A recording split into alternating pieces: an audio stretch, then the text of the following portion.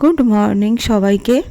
আজ সকাল থেকে আকাশটা মেঘলা, আর ওইদিকে আমার মানি প্ল্যান্ট গাছটা দেখালাম সারা রাত জলে ভিজে একাকার কাণ্ড। তো আজ হচ্ছে বৃহস্পতিবার, তো বৃহস্পতিবার আমরা নিরামিষ খাই, তো এই কারণে মিষ্টির দোকান দিয়ে পনির কিনে এনেছি। তো পনির দিয়ে আজকে যে রেসিপিটা বানাবো সেটা তোমরা ভিডিওর লাস্টের দিকেই দেখতে পাবে। শুধু পনির নয়, আমি সয়াবিনও ভিজিয়েছি। তো এটা দিয়ে আজকের আমি যে রেসিপিটা বানাবো সেটা ভিডিও লাস্টে অবশ্যই তোমরা দেখতে পাবে।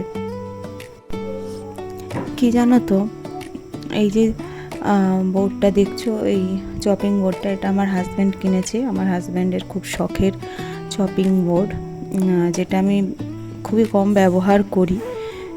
তো যাই হোক, চপিং বোর্ডটাই পনির বা পেঁয়াজ, ছোটোখাটো টুকটাক জিনিস কাটতে কাজে লাগে।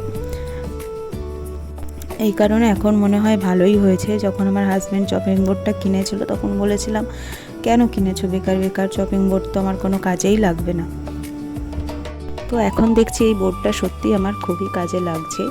ওই যে বলে না, যতক্ষণ না তুমি কোনো জিনিস ব্যবহার করবে ততক্ষণ তুমি বুঝবে না সেই জিনিসটার মূল্য কতটা।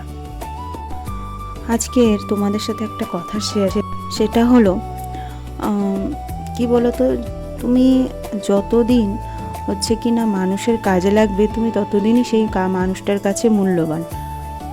আর যখন তোমার কাজ ফুরিয়ে যাবে বা তুমি তার কাজে আর লাগবে না, তখন সেই মানুষটার কাছে তুমি মূল্যহীন হয়ে পড়বে। আজ যেহেতু বৃহস্পতিবার, তাই আজকের আমার রান্নার বেশি চাপ নেই, যেহেতু সম্পূর্ণ নিরামিষ, প্রচুর তাড়াতাড়ি রান্না হয়ে যাবে। আজ সকালের দিকে আমি ব্লগ বানাতে সেরকমভাবে পারিনি, কেননা আজ সকালে ছেলেকে রেডি করে আমি স্কুলে দিয়ে আসতে গেছিলাম। ওর বাবা আজ যায়নি স্কুলে দিয়ে আসতে, বলেছে আসার সময় নিয়ে আসবে, তাই আমি আজকে গেছিলাম। যেহেতু গতকাল প্রচুর বৃষ্টি হয়েছে আমাদের এখানে, ঝড় বৃষ্টি, এই জন্য প্রচণ্ডই প্রবলেম হয়েছে ছেলেকে নিয়ে যেতে স্কুলে। ছেলের জুতো মোজা কাদাতে পুরো চপচপে হয়ে গেছিলো। তো যাই হোক, স্কুল থেকে দিয়ে আসার পরেই আমি এই কাজগুলো করছিলাম। দেন স্নান টান করে এখানে পুজো দিতে বসেছি। যেহেতু বৃহস্পতিবার, ফুলমালা দিয়ে আমরা পুজো দিই বৃহস্পতিবার।